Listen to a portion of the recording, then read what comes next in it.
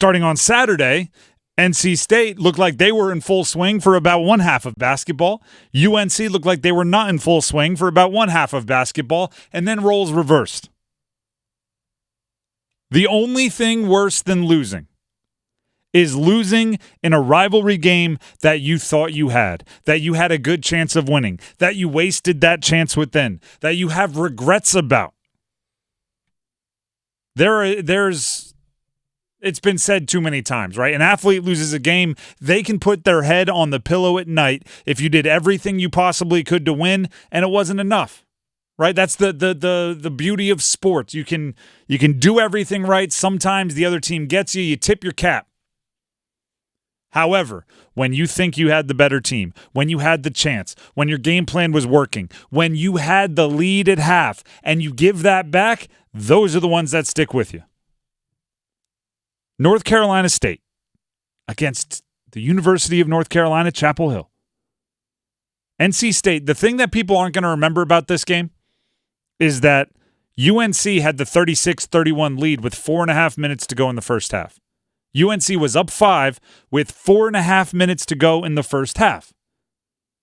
And that was kind of a ho-hum business as usual, right? UNC's the team in the top 10. NC State's having a rougher season. Look at this. It's a 5-point lead. But NC State put their foot down. They closed the half with a vengeance. From that point forward, they won the half pretty consistently. 14-1 run to close out the half. They go into half 45-37, shots made by their best players, good defensive stands by their role players. UNC and all that firepower couldn't get anything going. The last 4 minutes of the first half are seen as important. Some coaches refer to them as the middle 8. Last 4 before the half, first 4 after the half. They had dominated the last 4 minutes going into the halftime. And you came out of the halftime break. Hit a jumper from Casey Morsell to go up by 10. 10-point lead fresh out of half. That's where the good stops for NC State. The wheels came off.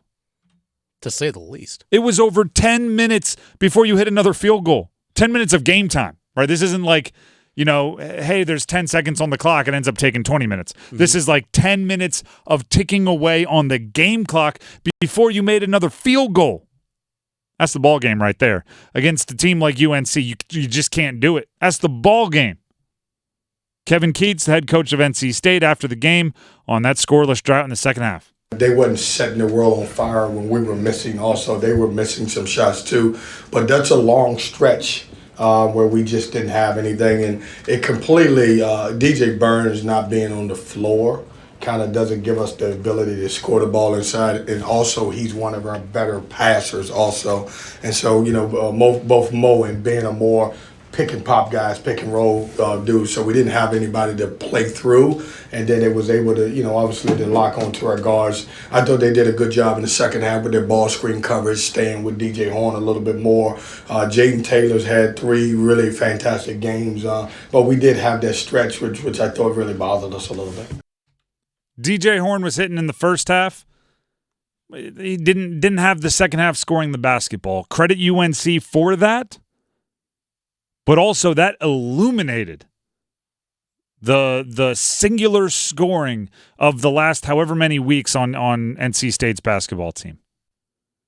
DJ Horn, when he gets it going, when he can score 30+, when he can score double figures in both halves, they can work off of that. If he goes cold for a second, if he goes cold for a 10-minute stretch, they don't have anyone to do the bailout thing. And I talk about this all the time. It's one of the most important roles on a basketball team. When the other team scores 8 straight points, 2 threes and a fast break, right? When the other team gets 4 free throws and one and another free throw. When the other team scores 8 straight points, who on your team do you draw up the play for? And it's been DJ Horn, and when DJ Horn is hitting, it's worked for State. But when it's not DJ Horn, they can't figure it out. And Jaden Taylor was good. Jaden Taylor's been good. You heard Coach reference his last few games, but they don't seem comfortable drawing up the play for him. And maybe that was DJ Burns' responsibility, but DJ Burns has not been consistently even in the lineup this year. There was nothing the NC State Wolfpack could do. And that is a hopeless feeling. To have this lead, to be up double figures, rivalry game, top 10 team, something that could mentally reset you for the postseason, and to just have it slowly and then quickly and then all at once slip through your fingers, and it didn't feel like there was anything you could do. It felt like it was inevitable. You're sprinting away full speed. Meanwhile, Frankenstein is behind you walking, yet somehow they're making up ground. That's what it felt like. And that's something that is very, very hard to explain, because the first half didn't feel like that. The first half felt like you were the big bad bully. Here's DJ Horn, that player we mentioned, on the difference between the two halves of the North Carolina game. I think we kind of just let go of the rope a little bit, let go of our focus. Emotions kind of start flaring a little bit. And they were probably in the bonus at that time, so they were getting put on the free throw line a lot. So I'd say we just lost our focus. How? I appreciate the honesty from DJ Horn. How? You had a 7-point lead at half, and your subconscious was like, we're good. We're only playing the, ninth team in the country with a whole bunch of veterans and a whole bunch of talent. We got a 7-point lead at half. We're good. You can let go of the rope a little bit. How? That's my question. How? How in the world does that happen? Especially with everything you've done this year, meaning so many games have slipped through your grasp. How has that lesson not been learned yet? How has that urgency not been put on you in the second half yet, where I don't care if you're up 30, you have to be pedaled to the floor at all points in time because every win is precious for you? How? And again, I appreciate the honesty, right? DJ Horn could have said, well, in coach speak, and then coach speak, and more coach speak. Instead, he said, the emotions got away with us. Let go of the rope, focus. I mean, those are very, very, black mark on your permanent record things. You're in a rivalry game in their arena, end of the year, needing something to build on desperately, have the lead, and that's when your focus wanes? That's when your emotions get the best of you? And it's not like you're a bunch of freshmen either. All of the freshmen, they've phased them out of the rotation. There's a whole bunch of veterans on state playing now, and that is a really tough thing to say about the veterans on that team. It's just not knowing how to mentally handle a situation. It's simple as that. Or almost not expecting, like, oh, we're up 7 and we're up 10 in the second half? Huh, we didn't even plan for this. Like, all right, guys, let's go. We thought we were going to have to make a comeback here. Look at that, little tortoise in the hair. Look at this. We're ahead. We can stop and hang out a little bit.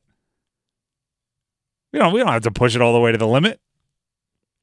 That's really tough to explain. It's really tough to hear. I'm sure that last 8-9 minutes was really, really tough for NC State fans, but you knew it. You watched the game just like we did. You saw it. You're not surprised. When DJ Horn isn't cooking, their offense doesn't have somebody that can grab the ball and get a bucket when they absolutely need a bucket. And there was about 15 times in that second half where it did feel like one bucket would have changed everything. Mm-hmm. UNC goes on a little run. It felt like A3. Felt like 1-and-1. When Harrison Ingram was dunking on people, when Elliot Cadeau was hitting one-handed and ones as he fell to the ground, it felt like if NC State had one person to match that, one play to match that, it could have kept them at bay. They just didn't have that one single highlight.